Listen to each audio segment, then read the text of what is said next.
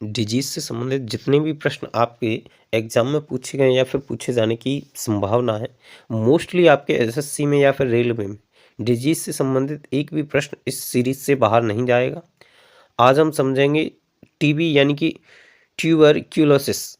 Tuberculosis इसको हम समझेंगे यानी टीबी को जो किस तरीके से फैलती है और इसकी रोकथाम के लिए क्या करना चाहिए, इसके लक्षण क्या है। समझिए टीबी को सबसे पहले आपको समझना पड़ेगा क्या माइकोबैक्टीरियम ट्यूबरक्लोसिस के द्वारा उत्पन्न होता है, यानी कि ये एक माइकोबैक्टीरियम ट्यूबरक्लोसिस वायरस के द्वारा उत्पन्न होता है।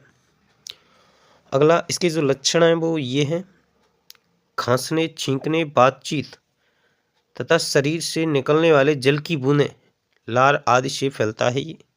यानी कि फैल कब सकता है ये?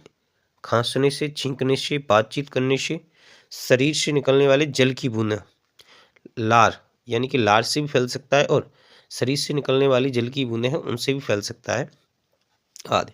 समझिए इनसे जो प्रभावित होता है, यानी कि टीबी से कौन सा ऑर्गन है, कौन सा बॉडी का पार्ट्स है जो इन्फेक्टेड होता है, वो होता है ये। टीबी से फेफड़े प्रभावित होते हैं, टीबी से फेफड़े प्रभावित होते हैं जिन्हें आप इंग्लिश में किडनी बोलते हो। और किडनी की आपको इकाई याद रखनी है, यानी कि unit of kidney is nephron. संरचनात्मक इकाई कौन सी होती है किडनी की? नेफ्रॉन होती है। टीबी से फेफड़े प्रभावित होते हैं, उच्च ज्वर, बहुत तेज दर्द होता है, खांसी, लार के साथ खून का आना, छाती में दर्द, घर में कमी आदि इससे होता है। समझिए आगे, यानी कि बाहर में कमी आ जाती है, ये घर नहीं है, बाहर है, इसको देख लेना आप लोग। बाहर में कमी आदि टीबी के लक्षण है। तो टीबी के लक्षण क्या क्या है? लार के साथ खून आ जाता है, छाती में दर्द होने लगता है तथा भार में कमी हो जाती है, यानी वजन में कमी हो जाती है। और समझिए इसको रोकथाम करने के कुछ उपाय बताए गए हैं, उनको और समझ लीजिए।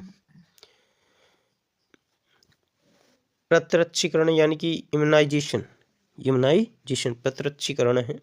प्रत्यक्षीकरण में क्या देखोगे आप? बीसीजी का टीका, बीसीजी के द्वारा रोकथाम तथा मरीज के पृथक्करण, सफाई प्रतिजैविक औषधि के द्वारा किया जाता है। यानी कि बीसीजी का टीका लगवा दीजिए टीबी में और मरीज को अलगाव दे दीजिए, यानी कि कहीं एकांत में मरीज को ठहराइए। ये इसके बचने के या रोकथाम करने के उपाय हैं। चलिए मिलते हैं, अगले रोग को सीखेंगे अगले वीडियो में।